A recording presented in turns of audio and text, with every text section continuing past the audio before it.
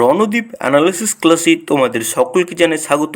আজ যে ভিডিওটা নিয়ে আমরা আলোচনা করব দ্বিতীয় পর্যায়ক্রমিক মূল্যায়নের 2025 শ্রেণী চতুর্থ বিষয় বাংলা রায় মার্টিনের প্রশ্নের উত্তর। 8 নম্বর স্কুল। নিচের প্রশ্নগুলির উত্তর দাও যে কোনো 13টি। অ্যামাজনের বাসিন্দারা কাকে জলের দেবতা বলে মানে? বোতকে জলের দেবতা বলে মানে। টম্বয় কথাটির অর্থ কি? ডানপিটি। কবি সত্যেন্দ্রনাথ দত্ত কি নামে পরিচিত? ছন্দের জাদুকর নামে পরিচিত। রবি ঠাকুরের ভাইপোর নাম কি? সুরেন। কত সালে ক্যাপ্টেন স্কটের জন্ম হয়? 1868 সালে ক্যাপ্টেন স্কটের জন্ম হয়। উবা কোন শহরকে বালির দেশ বলে বুঝিয়েছেন? কলকাতা শহরকে। নৌকায় কি কি রান্না করা হয়েছিল? নৌকোয় লাল লাল মোটা চালের ভাত, ইলিশ মাছের ঝোল রান্না করা হয়েছিল। কার কাছে মেঘ, জল ও ছায়ার প্রার্থনা করা হয়েছে? আল্লাহর কাছে। শক্তি সওদাগরকে কি নজরানা দেবে?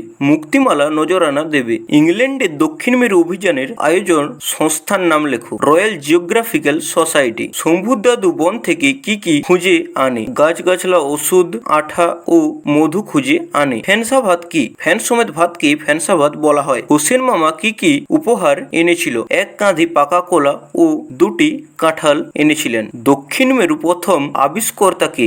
নরওয়ে দেশের অমুন্ড সেন। শূন্যস্থান পূরণ করো। ক্যাপ্টেন স্কটের মৃতদেহের সঙ্গে তার ডায়েরিও পাওয়া যায়। হাড়ভাঙ্গা পাতার গাছ শুশনি পাহাড়ের মাথায়। সেই গাছ কোমর বেঁধে আমাদের আগে আগে গাছে উঠে যায়। বন্দীদের বাঁধানো ঘাট থেকে ধুধু বিল দেখা যায় বহুদূর পর্যন্ত। অর্থ লেখো যে কোনো 4টি। টম্বয়, ডানপিটে, নাইওরি। পূর্ণাঙ্গের কোন বধূর নদীর পথে বাপের বাড়ি আসা। দঙ্গল, দল, অচেতন, চেতনাহীন। আস্থানা, বাসস্থান। লিঙ্গ পরিবর্তন করো। ভ্রাতা, ভগ্নী, দাদু, দিদা, প্রবীণ, প্রবীণা, পিসেমশাই, পিসিমা। বাক্য রচনা করো। রাস্তা। এই রাস্তাটা আমার কাছে সম্পূর্ণ অচেনা। ফ্যানসা ভাত। ফ্যানসা ভাত খাওয়ার মজাই আলাদা। বিপরীত শব্দ লেখো। সৎ, অসৎ, দাতা, গ্রহিতা, নবীন, প্রবীণ, শহর, গ্রাম। এলোমেলো বর্ণগুলি সাজিয়ে শব্দ গঠন করো। প্রথমেরটা হবে মিয়াও, তারপরে বন বেড়াল, তারপর শিক্ষক, তারপর বিদ্যালয়। সন্ধি বিচ্ছেদ করো। দেবালয়, দেবযোগ